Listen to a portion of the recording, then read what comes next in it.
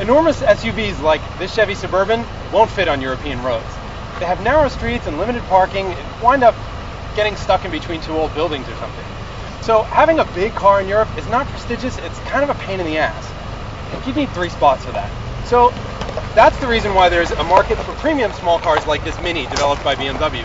It, along with BMW's other premium small car, the 1 Series, exists for people who live in European cities who kind of want a fun car but don't really want to have to deal with parking a really big car. If you think this Mini's small though, check out the Smart. That Smart is 45 inches smaller. I mean, it's just completely tiny. And like the Mini, it had a rich daddy who kind of financed this development, in this case, Mercedes-Benz. Daimler Chrysler just announced that we're getting the next generation Smart in the US for 2008. And even though this is the first generation that's on sale now in Canada, we kind of wanted to give you an idea of what to expect.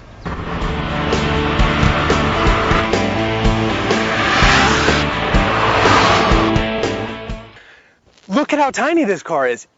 It fits within the wheelbase of the Suburban with 32 inches to spare, and it's just as light. It weighs 1,600 pounds, which is 1,000 pounds lighter than the Mini, and the Mini is the smallest car sold in the United States. Don't worry though, you can actually fit a lot of stuff back here. In addition to 2 people, you can put in 8 cases of beer, and I'm sorry, that's enough.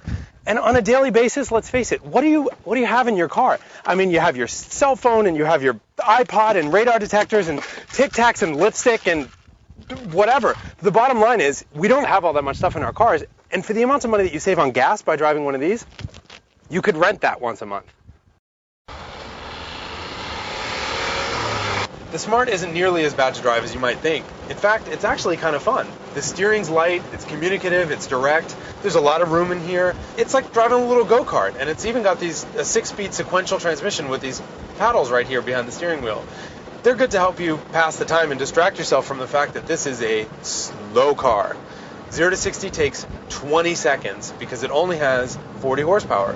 On the other hand, it gets 60 miles per gallon. Other really small cars like the Mini Cooper work really well around town and are so much fun to drive on the back road.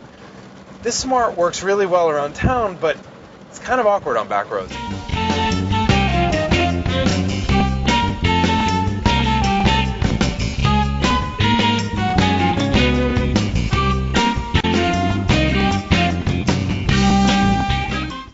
When you're driving a car that's this small, safety is really of primary concern.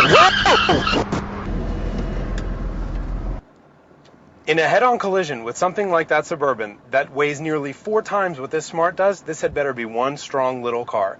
And it's somewhat reassuring that Mercedes crash tested the Smart to the same standards that it applies to its own passenger cars. But still, you can't repeal the laws of physics, and this would be a really scary collision.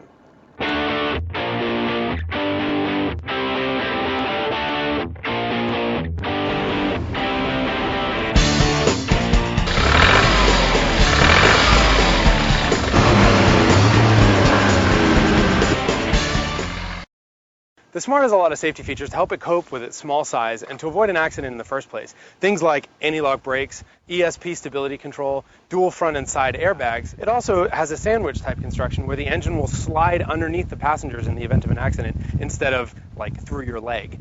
Because the car is so small, it has a tritium safety cell, and what that means is what you see here in black is really strong cell to protect the occupants inside of an accident. The rest of the car is made to absorb the impact but leave the passenger cell alone. One of the problems with the Smart is for about the same price, you can buy a much bigger Honda Civic. Civic seats 5, and even though it's not nearly as cute and doesn't get nearly as good gas mileage, even in hybrid form, it won't get run over by a large SUV and it won't fall into potholes.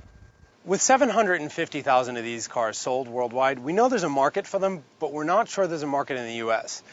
While you're here on the website, check out our feature that we put together, and more importantly, go to the forums. We want to know what you think. Would you buy one of these cars? Is it right for the US?